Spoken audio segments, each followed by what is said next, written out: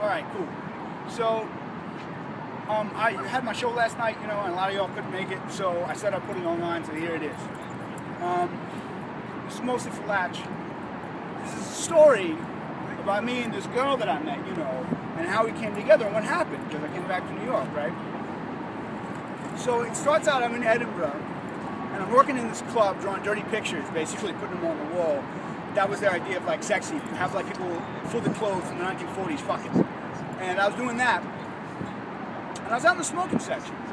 And here's the thing about that, is that there was this one girl, she had like houndstooth slacks on, they were like pressed and creased. And she was bending over, And I could like only see the pants. And I thought, this is a little posh for your average Edinburgh princess, because like most girls from Edinburgh, they're like girls from South Jersey, but with real indecipherable Scottish accents, you know. So that's not their style. I thought she was English, which turns out she was, but I didn't know at the time. So I go, oh, houndstooth. And then she stands up, she's tall, looks down on me, and she goes in this low, husky New York accent, "Are you looking at my ass?" And I go, no, I was checking out the pattern. And I'm already in trouble at this point, but I didn't really realize it. I asked her, where are you from? She says, New York. I said, where are you from in New York? She says, Harlem. She meant Morningside Heights, but at this point I was hooked, so I let that shit go. And I looked at her, I was like, oh wow, it's you. I've been waiting for you. So I don't know how to describe her. Like, you ever meet a person who like their power animal is like a heap of clothing, but is on fire? Like, cause that's who we're talking about. Like, cause the next day, she was like, you know, I got all these problems and I'm fucked up. And I'm like, thanks for the due diligence, honey, but I can tell by looking at you that you're a fucking mess. And she left or whatever, you know. And we started talking on the phone. We talked like every night. She called me up like every day. We talked for hours. And, you know, at a certain point, she stopped and she started again. I didn't really understand what was going on, and it was troublesome. And, you know, a lot of my friends were like, hey, man, this seems like it's not worth your time. And it's tricky, though, because, like, if you say to someone, yo, I'm dating this girl, she got mental health issues, and she's struggling with alcohol, people are like, you don't need that noise. But if you say to someone, right, like, oh, I just broke up with my girl. Why? Well, she has muscular dystrophy, and I don't want to carry her up the stairs. People look at you like, you fucking asshole. You know, there's a kind of a double standard with, like, health issues and shit. And so, I don't know, I stuck with it.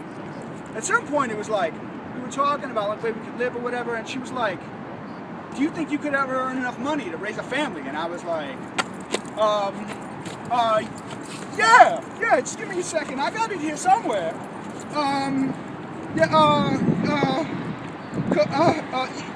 No, it says it right. Because, like, when you're a bachelor, you have, like, ideas about, oh, I'm going to be this, I'm going to be that, it's cool, whatever. But, like, when a woman who can have babies is like, can you pay for these babies? It's a whole other story. So, I started to knock the crust out of my eye and shit, like, get in shape. And at a certain point, you know, she was like, she would call me up in the middle of the night, be like, I need you home, come back to New York. She'd do that for months. At a certain point, I was like, okay, I'm going to come back. She was like, cool. And then when it came time for me to come back, she started freaking out. And I'm like, all right, calm down. We'll do this, we'll take care of this. And then I come back the day before 9/11. I see her the next day, and this is the scene. I'm dressed like in black with like a gray jacket, and I got like a rose and sunglasses and shit. I'm looking good. And like I come to see her, and this is who I find, right? This is that she's tall, she's skinny, she's wearing like a dark blue floral print silk top with like skinny silk trousers, so it's very slim. And she had like, it was like two cerulean blue butterflies that committed suicide on her eyebrows. Like they had like a suicide pact, like a double suicide, like I love you, let's just die together. And they just died right there. There was like, I'm not gonna say it was too much eyeshadow, but like a whole butterfly each. And then she had this perm, which was like halfway between Chico marks and a Brillo pad. So she's like this sponge of yellow round hair. And she would kind of hunch a bit. So she kind of looked like a half-drunk Art Nouveau street lamp when she walked around. And, you know, I look at the rose, and the rose is like, oh, something's up. You know what I mean? So let's go sit down and talk. So what's up? We sit down. I've been in the country because she asked me to for 20 hours. And the first thing out of her mouth is, oh, I'm still in love with this other guy, and I could never be in love with you. And I'm like, oh, you found this out yesterday? And she was like, oh, no, I knew for weeks, but whatever. And I'm like, you could have sent a text message, yo, this shit for real happened, by the way. And so, like, at this point, right, I look at the rose, and the rose is like, oh, there's no coming back from this. Because there's some shit that you can come back from. You know what I mean? There's some shit that you can, like, she forget your birthday, she did that shit. She stayed with you for a date, she did that shit. You know what I'm saying? She fucked your dad. I don't know, I wasn't here. I didn't fucking ask no questions, but like, a little bit of puppy dog eyes, some makeup, sex, and some fried eggs, and you're good the next day.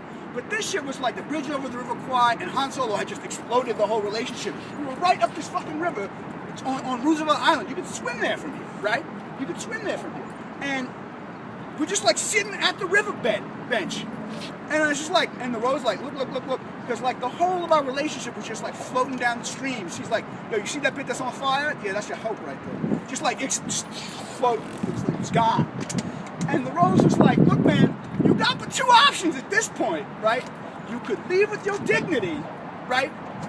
And I know you want to leave with your dignity, but if you choose option B, there's no witnesses if you throw this bitch over the fence, and I swear I saw her hit you first. And I was like, nah, Rose, that's cool, man. I'm gonna leave with my dignity. And I left. I was just like, yo, peace. I'm not even mad. I'm just going home. And I peaced out. But like, you know, I was like, you've been a good friend to me, Rose. And I left him. It's like, oh, stay true. I'll always love you. And that was the last I saw of her. And so that's the story of me and this girl and how it happened. More or less, it's kind of, you know, abbreviated, but that's basically what happened. Oh, the other part was she was like, oh, I never asked you to come here. I don't know where you're getting this. And I was like, and that was the point where I was like, oh, there's no arguing with, like, she's in a different, like, dimension. You know what I mean? Like, it's a whole other universe that she exists in that doesn't always meet mine. So, yo, I hope she's doing okay. You know what I mean? I love her. I miss her sometimes a little bit, but every day that I don't have to talk to her, man, that is a good day. So God bless her, you know what I mean? And I hope she finds what she's looking for, what she needs, because I ain't it. Thanks.